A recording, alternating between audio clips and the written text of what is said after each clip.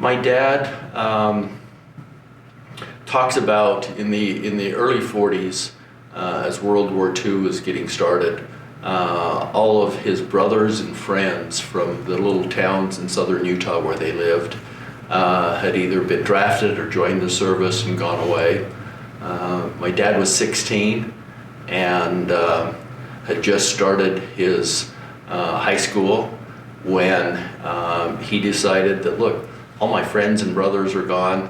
I want to join the military. He couldn't join without his parents' permission before he was 17, and his mother didn't want to give that permission, and finally she conceded. So my dad dropped out of high school, joined the Navy, and spent the duration of the war in the Navy.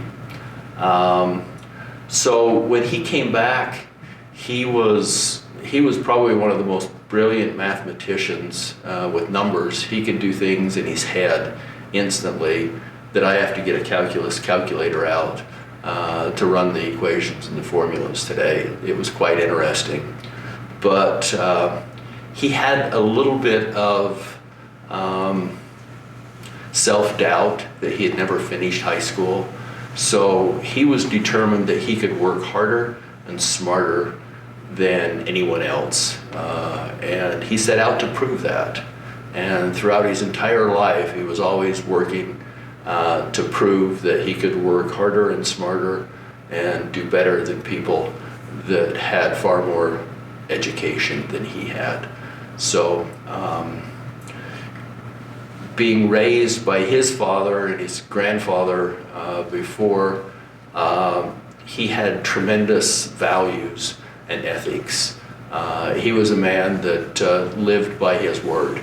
If he gave his word to anyone for anything, particularly a customer, that we were going to take care of a project or do something for them, there was nothing that would stand in his way of him accomplishing what he said he was going to do and following through with a commitment to make it happen.